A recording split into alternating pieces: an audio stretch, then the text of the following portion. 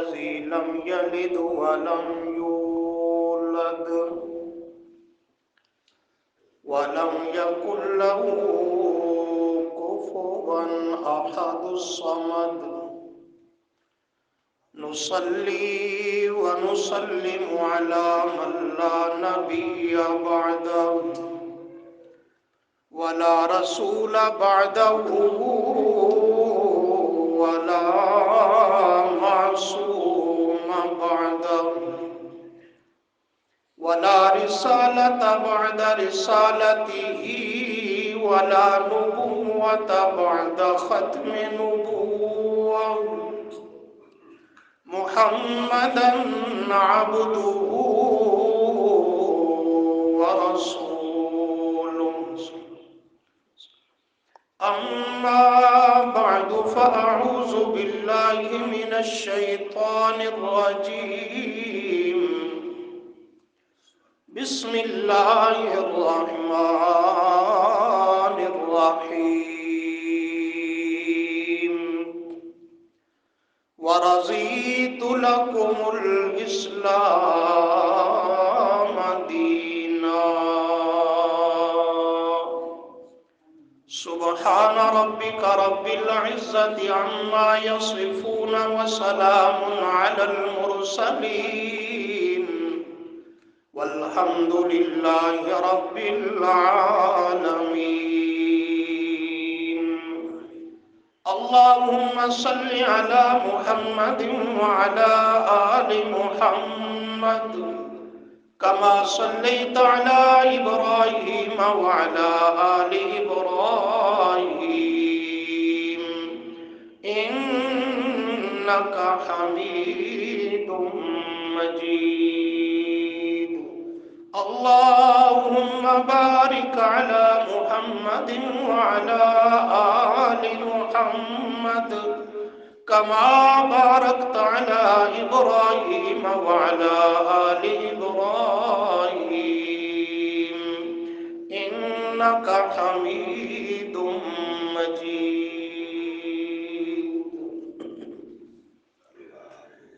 استغفر الله لا حول ولا قوة إلا بالله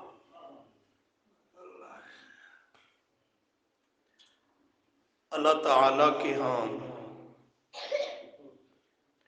سب سے قیمتی محبوب اور پسندیدہ چیز وہ دین اسلام ہے۔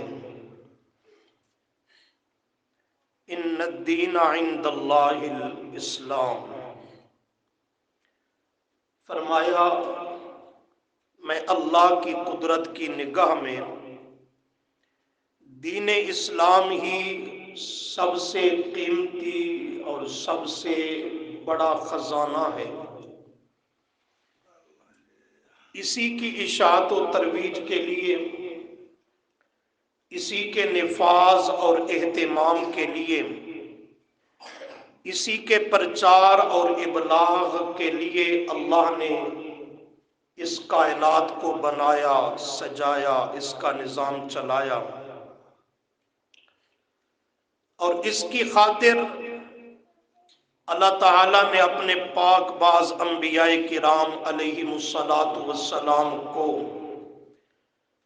مصائب میں، مشکلات میں، امتحانات میں اور ابتلاؤں میں ڈالا کہ تمہاری عقیدت، محبت میں رب کے ہاں مقبولیت وہ اپنی جگہ بجا اور برحق ہے، لیکن تم سے بھی بڑھ کر دین اسلام میں اللہ کے ہاں قیمتی متاع اور سب سے محبوب چیز ہے کہ اس کی خاطر تمہیں بھی دنیا میں منصب نبوت سے سرفراز کر کے بھیجا، تمہاری بعثت ہوئی تو اسی دین اسلام کی اشاعت و ترویج اور اس کا پیغام پہنچانے کے لیے ہوئی، اور اسی کو فرمایا رضیت لکم الاسلام دینا۔ یہ حجۃ الوداع کا موقع ہے، میدان عرفات جمعہ کا دن اور عصر کی نماز کے بعد کا وقت ہے کہ آپ صلی اللہ علیہ وسلم پر اللہ نے اس آیت کو نازل کیا اور اس میں یہ جملہ ذکر کیا کہ رضیت لکم الاسلام دینا، میں اللہ نے تمہارے لیے دین اسلام کو پسند کر لیا، چن لیا، منتخب کر لیا، یہ میں اللہ کا مرضی اور پسندیدہ دین ہے۔ اگر تم بھی میری بارگاہ میں پسندیدہ اور محبوب بننا چاہتے ہو تو اسی دین اسلام پر کاربند ہو کے اسی پر عمل پیرا ہو کر آنا ہوگا، اور اسی کے غلبے اور برتری کے لیے آپ صلی اللہ علیہ وسلم کی بعثت عامہ ہوئی۔ هو الذی ارسل رسولہ بالہدی ودین الحق۔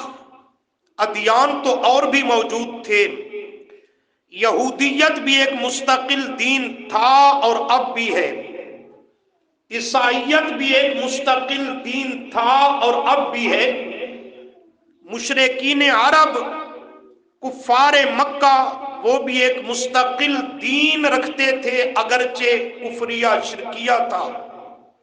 اسی طرح آج ہندو ایک مستقل دین کے دعوے دار ہیں، سکھ، بدھ مت، یہ سب ادیان ہیں۔ تو آپ نے فرمایا کہ هو الذی ارسل رسولہ بالہدی ودین الحق، اللہ کریم وہ ذات ہے جس نے بھیجا، مبعوث کیا نبی کریم صلی اللہ علیہ وسلم کو، تو آپ کی بعثت کی غرض اور مقصد یہ ہے لِيُظْهِرَهُ عَلَى الدِّينِ كُلِّهِ، تاکہ تمام ادیان پر اس دین اسلام، دین ہدا اور دین حق کو غالب کر دیا جائے۔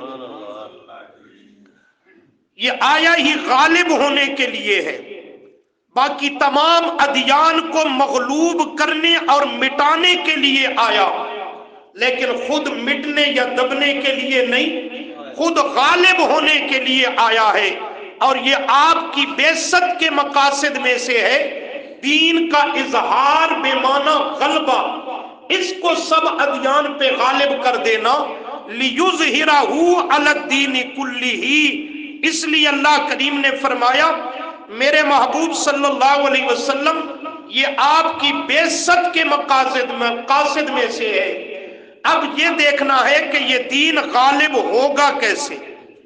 اس کے لیے اللہ تعالیٰ نے فرمایا محمد الرسول اللہ، محمد صلی اللہ علیہ وسلم اللہ کے رسول ہیں، یہ دعویٰ ہے۔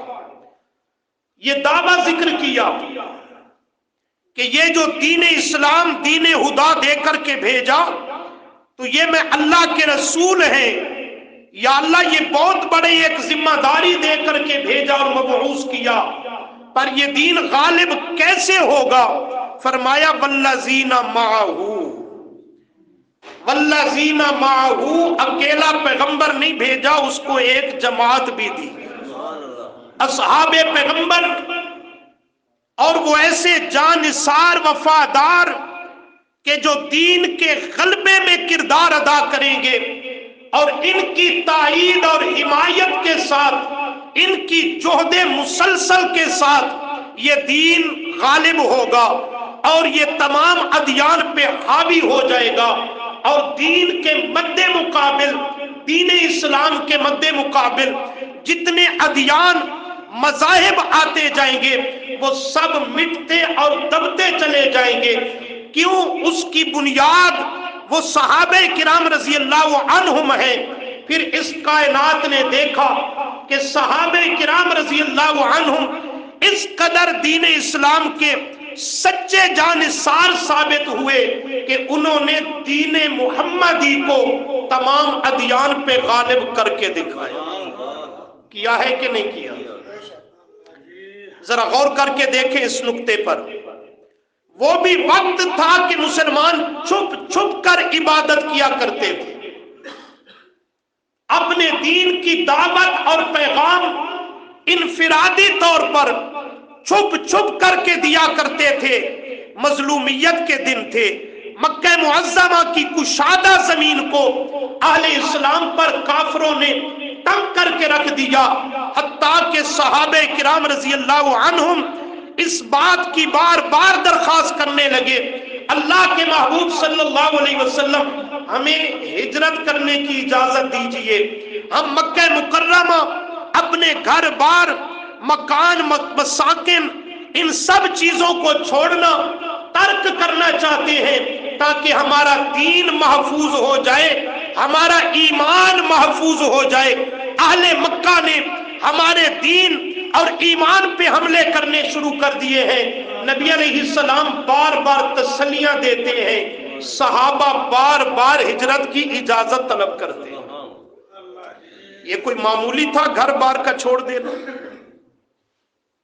اگر ہمارے لیے حکم آ جائے تو ہم گھر سے چند لمحوں کے لیے اسے چھوڑ کر مسجد میں نماز کے آنے کے لیے تیار نہیں ہیں۔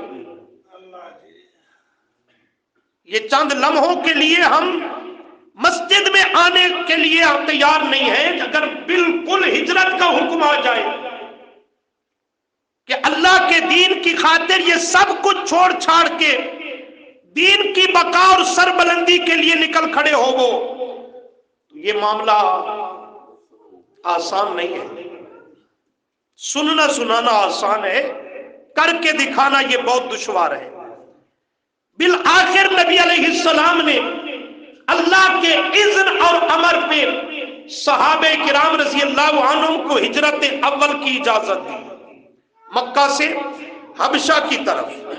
یہ پہلی ہجرت ہے، سب نے نہیں، بعض صحابہ نے کی حبشہ کی طرف، اور صحابہ کرام رضی اللہ عنہم نے یہ قربانی دی کہ سب کچھ کو چھوڑ دیا دین اسلام کی بقا کے لیے، غلبے اور اس کی برتری کے لیے۔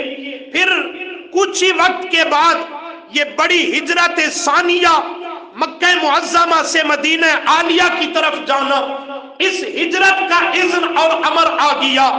صحابہ کرام رضی اللہ عنہم نے مثال قائم کر دی، مکہ معظمہ کو چھوڑ دیا اور اپنے گھر بار بیوی بچوں کو ان سے چھین لیا گیا، حتیٰ کہ بھائی سے بھائی کو جدا، بیٹے کو ماں باپ سے جدا، ماں باپ کو اولاد سے جدا کر دیا، اور گھر مکان کاروبار تجارت سب دنیا کے مال و متاع کو چھوڑ کر ایک دین کی سربلندی کے لیے، دین اسلام کے غلبے کے لیے صحابہ کرام رضی اللہ عنہم مکہ چھوڑ کر مدینہ عالیہ ہجرت کر کے تشریف لے گئے۔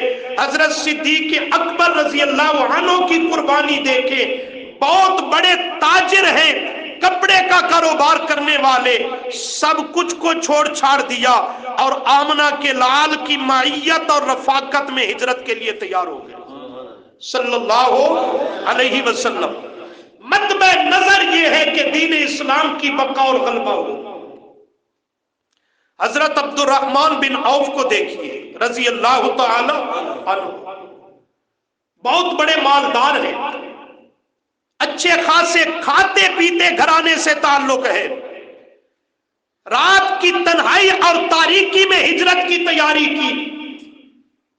اس کے بھائی ابھی تک اسلام نہیں لائے، اس کے چچا والد ابھی تک اسلام نہیں لائے، وہ آڑے آئے، عبد الرحمن کہاں جانے کا ارادہ ہے؟ کہتا ہے آپ صلی اللہ علیہ وسلم تشریف لے گئے ہجرت کر کے، پیچھے مکہ ویران نظر آتا ہے، یہاں دل ہی کوئی نہیں لگتا۔ جس کو دیکھ دیکھ کر، جس کے دیدار اور زیارت سے ہمارے دل کی دنیا آباد تھی، وہ چہرہ مکہ میں نہیں رہا، مدینہ عالیہ تشریف لے گئے تو یہاں رہنے کا کوئی مزہ ہی کوئی نہیں، ہجرت کر کے جانا چاہتا ہوں۔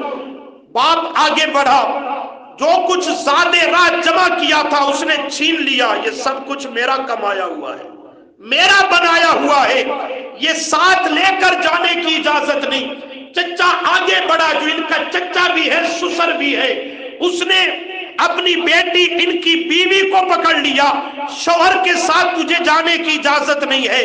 भाई आगे बढ़ते हैं, इसकी औलाद छीन लेते हैं, खाली हाथ हो गया।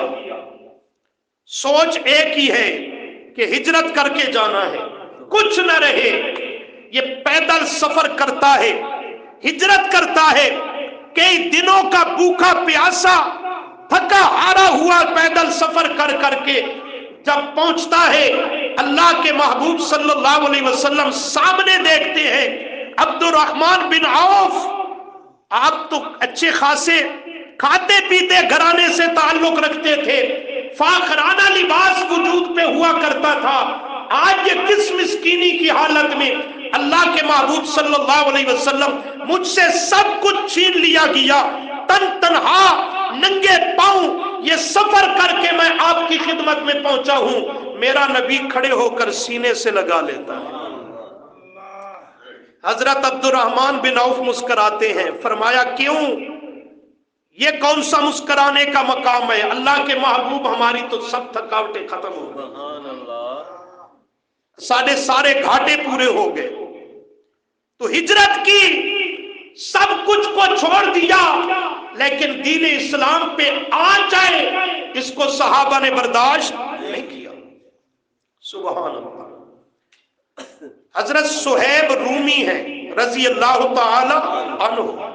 साथ साथ जरा अपना भी जायजा हमें लेना चाहिए कि हम दीन की खातिर क्या कुर्बानी दे रहे हैं। हजरत सुहैब रूमी रजी अल्लाह ताला अन्हु, ये इस्लाम कबूल करने से पहले तिजारत की गर्ज से मक्का में आए थे। मक्का मुकर्रमा में इन्होंने तिजारत की और यूं कामयाब तिजारत की कि थोड़े ही अरसे में मक्का के अंदर ये बहुत बड़े ताजिर मशहूर हुए और अहले मक्का के बड़े बड़े मालदार भी इसका मुकाबला नहीं कर सकते थे। यूं तिजारत की और माल को जमा किया और कमाया। साथ ही नबी अलैहिस्सलाम की बेइज्जत हुई तो इसने इस्लाम कबूल कर लिया, सहाबी बन गए। हिजरत का वक्त आया, नबी अलैहिस्सलाम तशरीफ ले गए। हजरत सुहैब रूमी रजी अल्लाह ताला अन्हु उठ खड़े हुए हिजरत करने के लिए। जब मक्का के लोगों को पता चला, उन्होंने इसका रास्ता रोक लिया। तू कहां जाएगा मक्का को छोड़कर, जिसमें खाली हाथ आया था और सब कुछ यहां से तूने कमाया और जमा किया कि मालदारों में तेरा शुमार होने लगा। आज उस मक्का को छोड़कर बेवफाई करना चाहता है, तुझे मक्का छोड़ने की इजाजत नहीं है। बड़ा समझाया, मेरा रास्ता छोड़ दो, मेरा मकसद दुनिया, मक्का से क्या कमाया क्या नहीं, ये मेरा मकसद नहीं है। मेरा मकसद आमना के लाल सल्लल्लाहु अलैहि वसल्लम की ज़ियारत और दीदार है। आपकी सोहबत और आपकी संगत को मैं तर्क नहीं कर सकता, सब कुछ छोड़ने के लिए तैयार हो जाऊंगा। आले मक्का का इसरार बढ़ता गया, हम कभी भी तुझे यहां से जाने की इजाजत नहीं दे सकते। बिल आखिर सुहैब कहता है, जो कुछ मक्का से मैंने कमाया वो सब कुछ ले लो, मेरा रास्ता छोड़ दो। वो सोचने लगे, जिसने पाई पाई जमा की हो, खून पसीने की जिसे कमाई कहते हो, वो उसने अपनी जान खपाकर दुनिया की दौलत को इकट्ठा किया हो, भला वो कैसे सब कुछ देने के लिए तैयार हो जाएगा। इस ख्याल पर कि ये कभी ये सौदा नहीं करेगा, उन्होंने कहा ठीक है, सब कुछ हमारे हवाले कर दे, हम तेरा रास्ता छोड़ देते। फरमाया, ये मेरे लिए बहुत आसान मामला है, जो तुमने इसे कबूल कर लिया, जाओ, मैंने जो कुछ मेरे पास है तुम्हारे हवाले कर दिया है। खाली हाथ चला है मक्का मुअज़्ज़मा से, मदीना आलिया में जब पहुंचने लगा, अल्लाह करीम तो ये सारा मंजर देख रहे थे। जिब्राइल को कुरान की आयत देकर भेजा। सुहैब बाद में पहुंचे, पहले उसके लिए परवाना खुशखबरी का लेकर मेरे नबी की खिदमत में पहले पहुंचा। सुभान अल्लाह। दूसरे पारा में आयत है सूरह बकरा की, فرمایا وَمِنَ النَّاسِ مَن يَشْرِي نَفْسَهُ ابْتِغَاءَ مَرْضَاتِ اللَّهِ ابْتِغَاءَ مَرْضَاتِ اللَّهِ۔ میرے محبوب صلی اللہ علیہ وسلم آپ کے پیچھے ہجرت کر کے آنے والوں میں ایک صہیب بھی آ رہا ہے جو اللہ کی رضا پر، اس کی خوشنودی پر، پیغمبر کے دیدار، لقاء اور ملاقات کے بدلہ میں اپنی سب جمع پونجی کو لٹا کے آ رہا ہے۔ حضرت صہیب ابھی پہنچے نہیں ہیں، یہ آیت پہلے پہنچی، اللہ نے یہ واقعہ پہلے وحی کے ذریعے پیغمبر کو بتلا دیا۔ صحابہ بیان کرتے ہیں نبی علیہ السلام انتظار کرنے لگے، دیکھنے لگے راستے کی طرف، صہیب کب اور کس حال میں میرے پاس پہنچتا ہے۔ جو ہی سامنے نظر آیا میرے پیغمبر نے بڑھ کر استقبال کیا اور یہ آیت پڑھ کر سنائی کہ تیرے اس فیصلے پر اللہ کریم راضی اور خوش ہے۔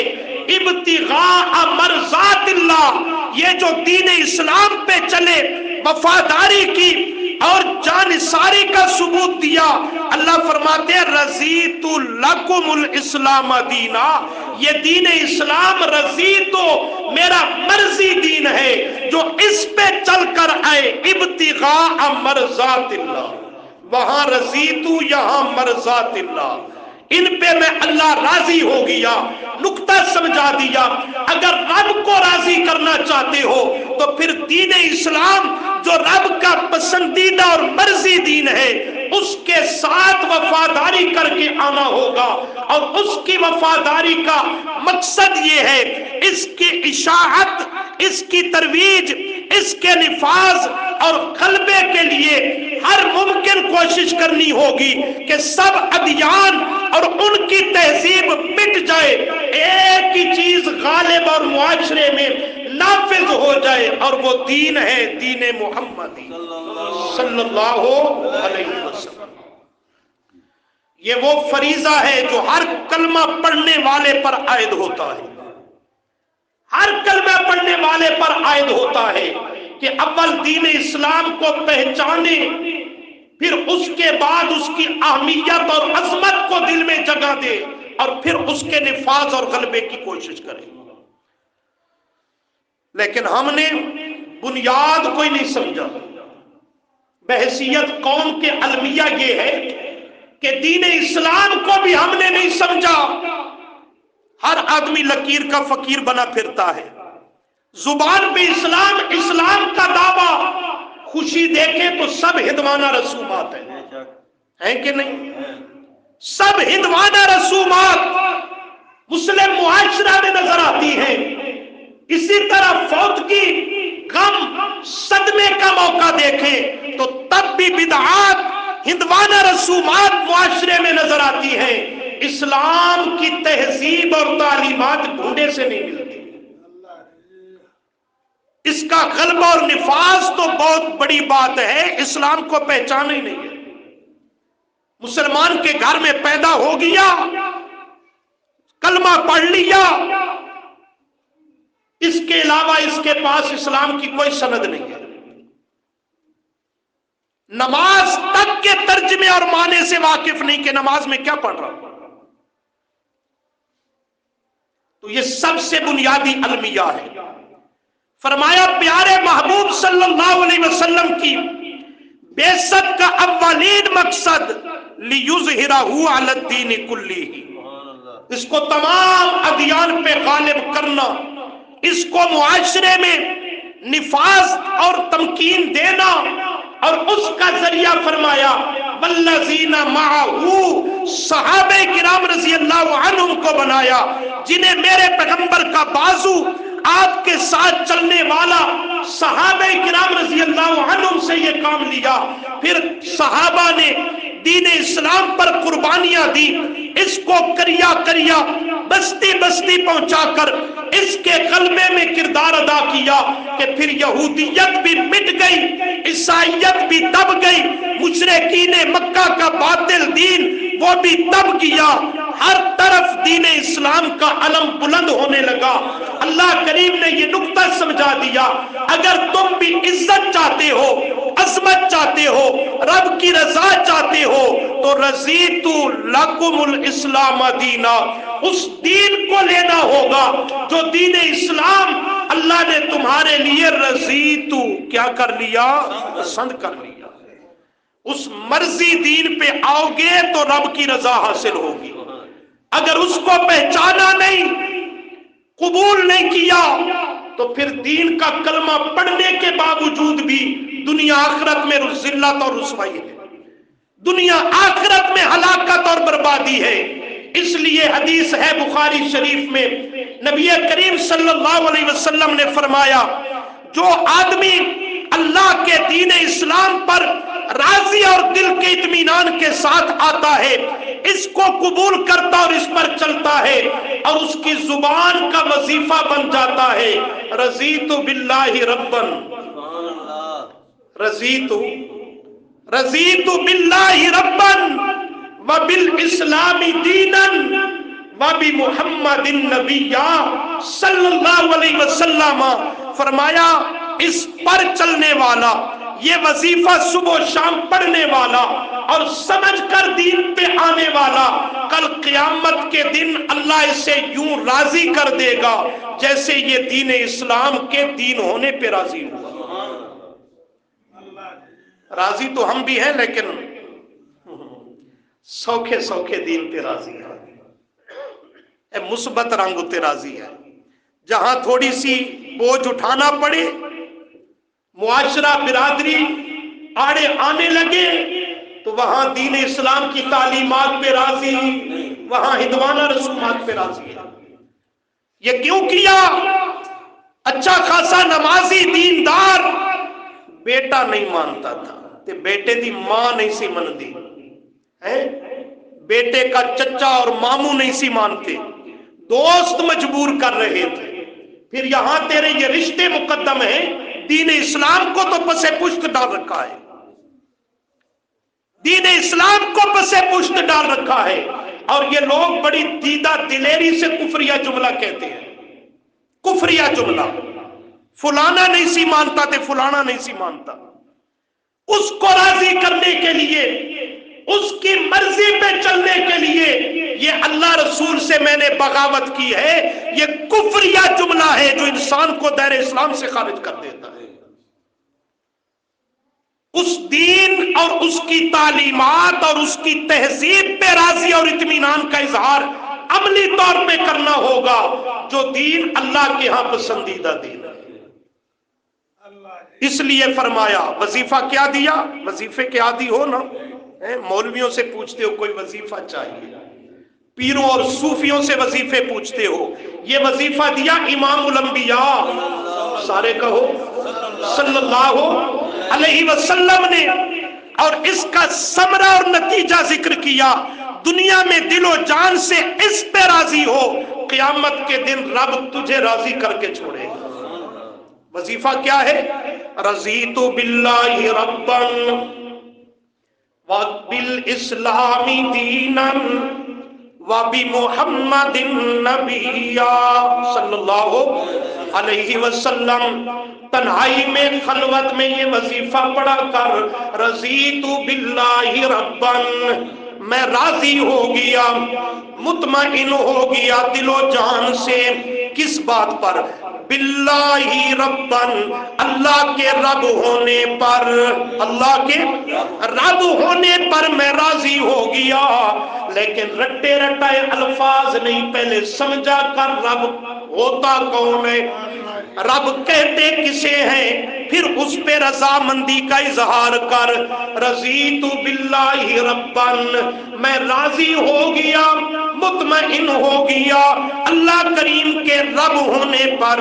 رب کہتے ہیں ہوا انشاء شیء حالا فحالا الی حد التمام، شے کو بنیاد سے لے کر، ابتدا سے لے کر کمال تک پہنچائے، اور اس کے اس پہنچانے میں اس کے حسب حال اس کی تمام ضروریات کو پورا کرنے والا، اسے رب کہتے ہیں۔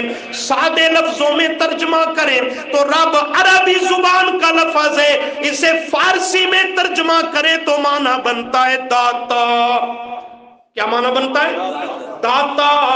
رضیت باللہ ربا، میں راضی ہو گیا اللہ کے رب ہونے پر۔ کیا معنی؟ میں راضی اور مطمئن ہو گیا اللہ کے داتا ہونے پر، دستگیر ہونے پر، لجپال ہونے پر، غوث اعظم ہونے پر، مشکل کشا و حاجت روا ہونے پر میں راضی ہو گیا۔ راضی ہونے کا کیا معنی؟ مجھے اللہ کافی ہے، میں اللہ کریم کے علاوہ کسی دوسرے کو داتا ماننے کے لیے تیار۔ جنہ جنہ دا ایمان نے کوئی بولو صرف، کسی اور کو دستگیر ماننے کے لیے تیار، کسی اور کو مشکل کشا حاجت روا ماننے کے لیے تیار نہیں۔ رضیت باللہ ربن، کوئی کہتا ہے فلانا بابا پہنچا ہوا، فلانا بابا کرنیاں بھرنیاں والا، فلانا مشکل کشا حاجت روا، فلانا ڈوبے ہوئے بیڑے پار لگانے والا، فلاں عزت و ذلت کا مالک و مختار۔ کہتا ہے نہیں نہیں نہیں نہیں، بالکل نہیں مانتا۔ کیوں؟ کہتا ہے رضیت باللہ ربا، میں تو اکیلے اللہ کے رب ہونے پر، اس کے دستگیر و مشکل کشا و حاجت روا ہونے پر، اس کے لجپال ہونے پر راضی ہو گیا۔ غیروں کے در پہ تو وہ جائے، در در کا بھکاری اور مانگت تو وہ بنے جو اپنے لیے اللہ کو کافی نہ سمجھتا ہو، ساتھ اوروں کی بھی اسے ضرورت ہو۔ اللہ نے اس کو قرآن میں ذکر کرتے ہوئے فرمایا، 24واں پارہ سورہ حامیم السجدہ، فرمایا ان الذین قالوا، اے توجہ، ان الذین قالوا ربنا اللہ، سبحان اللہ، بے شک وہ لوگ، قالو قائل سے، قالو قائل سے، قالو جو قائل ہو گئے، جنہوں نے یہ مسئلہ مان لیا، جنہوں نے یہ عقیدہ بنا لیا، ایمان بنا لیا، کون سا؟ کہ ربنا اللہ، ہمارا مشکل کشا کون، ہمارا حاجت روا کون، ہماری کھوٹی قسمتوں کو کھڑا کرنے والا، بولو ہماری ضروریات کو پورا کرنے والا اللہ یا صرف اللہ؟ جنہوں نے یہ مان لیا ربنا اللہ، قرآن پڑھ رہا ہوں میرا بھائی، بات میری نہیں، اللہ کا قرآن ہے۔ اللہ فرماتے ہیں ان الذین قالوا، جو اس بات کے قائل ہو گئے، مان گئے اور عقیدہ ایمان بنا لیا، ربنا اللہ، کہ ہمارا داتا و دستگیر اکیلا اللہ ہے۔ اللہ کریم فرماتے ہیں پھر جب یہ مسئلہ مان لیا، یہ صدا اور آواز بلند کرنے لگے، آزمائشیں آنے لگی، مشکلات آنے لگی، اپنے بگانے بننے لگے، دوست دشمن بننے لگے، لیکن ان کے قدم اپنے مشن اور موقف سے ڈگمگائے نہیں۔ ثم استقاموا، پھر ڈٹ گئے، ثابت قدم ہو گئے، رب کے سوا کسی کی سور و پکار، کسی کی پوجا پاٹ نہیں کریں گے، ہم نے جو مان لیا سمجھ کے مانا، کسی اور کی طرف ہم جھکنے کو تیار نہیں ہیں۔ اللہ فرماتے ہیں یہ ثابت قدمی کے ساتھ اسی مسئلہ پہ ڈٹ کر کے رہتے ہیں، نتیجہ کیا نکلتا ہے؟ ادھر موت کا وقت آتا ہے ان پر، اللہ فرماتے ہیں تتنزل علیہم الملائکہ، سبحان اللہ سبحان اللہ، تتنزل علیہم الملائکہ، ایک نہیں میں اللہ کئی فرشتے بھیجتا ہوں، جنت کے کفن لے کر کے آتے ہیں، وہ معطر اور خوشبودار کفن لے کر اس آدمی کے سرہانے موت کے وقت پہنچتے ہیں.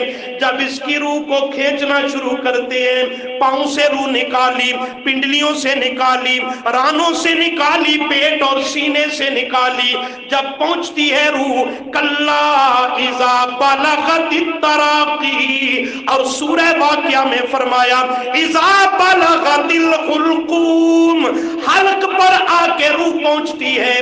میرے دوستو یہ وہ مرحلہ ہوتا ہے جسے آپ سکرات کی کیفیت کہتے ہیں، نزع کی کیفیت کہتے ہیں، کہ اس موقع پر آ کر ایک لمحہ کے لیے اس کے حلق اور اس کے گلے پر روح کو روک لیا جاتا ہے. اور یہ درمیانی بارڈر پہ موجود ہے کہ یہ دنیا و آخرت کی کشمکش میں ہے، نہ پوری طرح دنیا میں نہ پوری طرح برزخ میں اگلے جہان میں منتقل ہوا. یہ درمیانی کیفیت اور بارڈر پہ پڑا ہے. اس کے سامنے وہ موت کے فرشتے اسے نظر آ رہے ہوتے ہیں. وہ اس کے ساتھ کیا معاملہ کر رہے ہیں، نرمی یا سختی کا، اسے وہ سب کچھ نظر آ رہا ہوتا ہے. مرنے والے کو اگلا جہان اسے دکھلائی دے رہا ہوتا ہے. جب اس نزع کی کیفیت میں ہے، آگے کی فکر بھی سامنے، پیچھے کی فکر بھی سامنے. روح نکالنے والے فرشتے اسے کہتے ہیں تو اللہ کے رب ہونے پر راضی رہا، مطمئن رہا، لہذا آج اللہ تخافوا ولا تحزنوا. اللہ تخافوا ولا تحزنوا، اللہ تخافوا، آگے کا فکر نہ کر، آگے جانے سے نہ ڈر، اور رہے پیچھے تیرے بیوی بچے، بہن بھائی، ماں باپ، تیرا دنیا کا کاروبار، مال و متا، اس کا غم نہ کر، آگے کی فکر نہ کر، پیچھے کا غم نہ کر. مزہ ہی آیا نا مرن دا، مزہ ہی آیا نا موت کا. فرشتے موت کے وقت تسلیاں دیتے ہیں، اللہ تخافوا ولا تحزنوا، آگے کا فکر نہ کر، پیچھے کا غم نہ کر. کیوں کہتے ہیں؟ اس لیے کہ وَأَبْشِرُوا بِالْجَنَّةِ الَّتِي كُنْتُمْ تُوعَدُونَ، آگے کا فکر نہ کر، ہم تیرے لیے جنت کا پروانہ اور خوشخبری لے کر آئے ہیں. جہاں دنیا سے جان چھڑانے کی دیر ہے، اللہ نے تیرے لیے جنت کے در کھلوا رکھے ہیں. لیکن شرط ہے دنیا میں کہے رضیت باللہ ربا. یاد کر لو اور سمجھ بھی لو. مصیبت یہ ہے بے سمجھے آج پڑھتے ہو، اللہ کو رب بھی مانتے ہو، در در پہ دامن بھی پھیلاتے ہو، رب کو، اللہ کو رب بھی مانتے ہو، در در پہ ما فوق الاسباب امیدیں بھی لگاتے ہو. یہ اللہ کو رب ماننا نہیں ہے. رب ماننے کا معنی کہ اسی ہو کا رہے، اسی ہو کا اور اسی کا ہو کر کے رہ جا، کسی دوسرے کی طرف توجہ کرنے کی بھی اجازت. یہ بنیاد ہے رضیت باللہ ربا، میں راضی ہو گیا اللہ کریم کے رب ہونے پر، رب ہونے پر. اور دوسرا جملہ وبالاسلام دینا، دین کے اسلام ہونے پر، دین اسلام پر میں کیا ہو گیا؟ راضی ہو گیا. کیا مانا؟ جیسے مشکل کشائی حاجت روائی کے لیے اللہ رب مجھے کافی ہے، اسی طرح عملی زندگی میں مجھے خوشی ہو یا غمی ہو، سفر ہو یا حضر ہو، انفرادی معاملات ہوں یا اجتماعی معاملات ہوں، عقائد کا باب ہو، اعمال کا عنوان ہو، حقوق العباد کی بات ہو، معاملات ہوں، اخلاقیات ہوں، معاشرت ہو، ہر معاملہ میں وبالاسلامی دینا، مجھے دین اسلام کی رہنمائی اور تعلیمات کافی ہیں. مجھے کسی دوسرے دین کے اندر، دوسرے مذہب کے اندر، دوسری تہذیب اور ثقافت کے اندر منہ مارنے کی ضرورت نہیں، اسے فالو کرنے کی ضرورت نہیں. میں دین اسلام کی تعلیمات پہ काफी समझते हुए राजी और मुतमईन हो गया।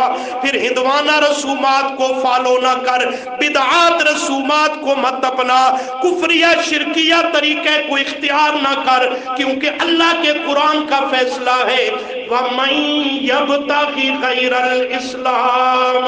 ये जुमला समझिएगा, वमन यब्तगी गैरल इस्लामी दीनन, जो आदमी दीन इस्लाम के अलावा कोई और दीन तलाश करता है, किसी और तहजीब और सकाफत को तलाश करता है, किसी दूसरे दीन का तौर तरीका वो फॉलो करता है, अल्लाह करीम फरमाते हैं फलही युक़बल मिन्हु, हरगिज नहीं और कभी भी नहीं किसी दूसरे दीन और मजहब के तरीके को इससे कबूल नहीं किया जाएगा। और आखिरत में बाहुवा फिल आखिरती मिनल खासिरीन, ये खसारा हलाकत और नुकसान उठाने वालों में से होगा। मेरा दोस्त, इसी नुक्ते को समझने की कोशिश कर। आज यही आपको दावत फिक्र दी जाती है। जब कलमा दीन इस्लाम का पढ़ते हो, दावा दीन मुहम्मदी का करते हो, फिर अमली जिंदगी में कुफरिया दीन को मानने की जरूरत, शिरकिया दीन को लेने की जरूरत, बिदआत रसूमात को दीन इस्लाम में दाखिल करने की इजाजत नहीं है। फिर आप खरा और खालिस होकर के आ, दीन इस्लाम पे चल कर के आ। अल्लाह करीम फरमाते हैं मेरे महबूब सल्लल्लाहु अलैहि वसल्लम ने भी यही पैगाम दिया, रज़ीतु बिल्लाहि रब्बन व बिल इस्लामी दीनन, दीन इस्लाम पर कह के मैं राजी हो गया। राजी कैसे हुआ? अमली जिंदगी में। सुभान अल्लाह। नबी करीम सल्लल्लाहु अलैहि वसल्लम ने यहाँ तक दीन इस्लाम को मानने वालों को आपने गयूर बनाया कि यहूदो नसारा ने एक मौके पर एक मखसूस लिबास पहनना शुरू कर दिया। यहूदियों ईसाइयों ने एक मखसूस रंग और कलर का लिबास पहनना शुरू कर दिया अपनी मजहबी शनाख्त और तारुफ पहचान की बुनियाद पर, ताकि इस लिबास वाले को कोई देखे तो समझ जाए यहूदी है, ईसाई है। आप सल्लल्लाहु अलैहि वसल्लम ने फरमाया मेरे सहाबा खालिफुल यहूदा वन नसारा, है तवज्जो, खालिफुल यहूदा वन नसारा, मेरे प्यारो यहूदो नसारा की खालिफू, बोलो मुखालफत करो, उनकी क्या करो? मुखालफत करो। वो जिस मखसूस रंग का और कलर का लिबास पहनकर उसे अपना मजहबी शिआर शनाख्त बावर करा रहे हैं, वो लिबास तुम्हें पहनने की इजाजत। आज भी एक तबके ने अपना मजहबी लिबास बना रखा है। अरे अहले इस्लाम, तुम भी ख्याल किया करो उस लिबास और कलर के लिबास में फी नफ्सी ही तो कोई कबाहत नहीं, लेकिन जब फिरके बातिला में से वो किसी फिरके की पहचान बन जाए, अहले इस्लाम को वो लिबास पहनने से भी इज्तिनाब करना और बचना चाहिए, ताकि मुसलमान और काफिर के दरमियान फर्क किया जा सके। खालिफुल यहूदा वन नसारा, है तवज्जो। एक और जुमला भी सुना दूं, नाराज तो नहीं होगे ना? यहूदियों और ईसाइयों में तरीका था, मूछें बढ़ाते थे, दाढ़ियां मुंडवाते और कटवाते थे। नाराज तो नहीं होगे ना? पहले इजाजत ले ली है ना भी दो तब भी मसला तो आएगा इंशाअल्लाह। इसलिए कि ये आपकी रजा और नाराजगी का लिहाज नहीं, रब की रजा है। मसला तो आएगा और खरा होके आएगा इंशाअल्लाह। खैर तजर्बा इतना तो भी हो गया, हुण 6वां साल है थोड़ी मेरी यारी नूं। अल्लाह के महबूब सल्लल्लाहु अलैहि वसल्लम ने देखा वो मूछे बढ़ाते थे, दाढ़ियां मुंडवाते और कटवाते थे, फैशन बनाते थे। मुशरिकीन मक्का भी और यहूदो नसारा में बिलखुसूस ये बीमारी थी। आपने फरमाया खालिफुल यहूदा वन नसारा वल मुशरिकीन, आए मेरे यारो तुम मुखालफत करो यहूदियों की, ईसाइयों की, मुशरिकों की। क्या माना?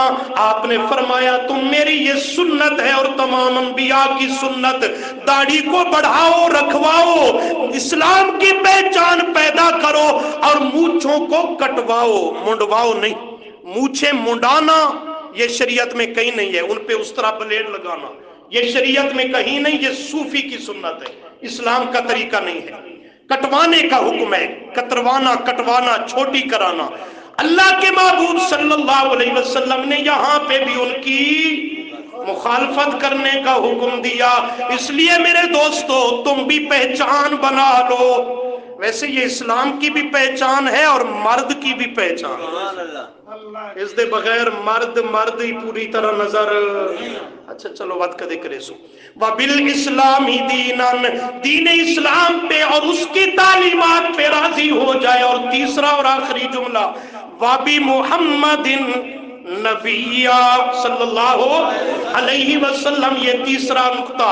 وَبِمُحَمَّدٍ صلی اللہ علیہ وسلم نبیہ، فرمایا یہ بھی کہے کہ میں محمد الرسول اللہ صلی اللہ علیہ وسلم کے نبی رسول ہونے پہ مطمئن اور راضی ہوں کہ آپ جیسا حسن و جمال والا، بولو آپ جیسے فضل و کمال والا، آپ جیسا خوبصورت معلم اور مربی، آپ جیسی خوبصورت شخصیت، آپ جیسا اخلاق عالیہ کا مالک اور کائنات میں کوئی نہیں. اور جو آپ نے امت کی تعلیم اور رہنمائی فرمائی، اس سے بہتر کوئی طریقہ اور سیرت بھی دنیا میں موجود نہیں. اس لیے بالخصوص میرے نوجوان عزیز بھائیوں، اپنے لیے آئیڈیل شخصیت بنانا ہے تو آمنہ کے لال کو بنانا ہے. یہ دنیا کے اینکر اور ایکٹر یہ اپنے لیے آئیڈیل شخصیت مسلمان نہیں بنا سکتا. مسلمان کے لیے اس کائنات میں آئیڈیل شخصیت ہے تو وہ آمنہ کا لال ہے صلی اللہ علیہ وسلم، جس کی سیرت و سنت کو بڑے ناز فخر کے ساتھ فالو کرنا اور قبول کرنا یہ مسلمان کی شان میں سے ہے. اور اللہ کے پیغمبر کے بعد میرے محبوب کی تیار کردہ جماعت صحابہ، وہ ہمارے لیے سب کے سب آئیڈیل ہیں، نمونہ ہیں ہمارے لیے. ان کی سیرت اور تعلیمات، اصحاب پیغمبر، خواہ وہ سیدنا صدیق اکبر ہوں، فاروق اعظم ہوں، عثمان غنی ہوں، علی حیدر کرار میرے سر کا تاج ہو، حسن و حسین میرے نور نظر ہوں، سیدنا ابو ہریرہ ہو، حضرت امیر معاویہ ہو، ابو سفیان ہو، عشرہ مبشرہ، اصحاب حدیبیہ، مکہ سے پہلے یا بعد والے، میرے پیغمبر کا ایک ایک صحابی وہ ہمارے لیے نجوم ہدایت ہیں. اللہ کے محبوب صلی اللہ علیہ وسلم کے بعد وہ ہمارے لیے آئیڈیل ہے، واجب الاتباع ہے، حق و باطل میں معیار حق ہے. اللہ نے یہی مسئلہ سمجھایا، اگر میری رضا چاہتے ہو تو میری رضا، رضیت لکم الاسلام دینا. اور اس کی تفصیل ہے رضیت باللہ ربا وبالاسلام دینا وبمحمد صلی اللہ علیہ وسلم نبیہ. اس وظیفے کو سمجھ کر یاد کر لو. میرے محبوب نے فرمایا جو یہ وظیفہ سمجھ کر یاد کر لیتا ہے، عمل کرتا ہے، پڑھتا رہتا ہے، کل قیامت کے دن میرا رب اس کو راضی کر دے. اس سے بڑھ کر کیا چاہیے؟ اللہ عمل کی توفیق عطا فرمائے.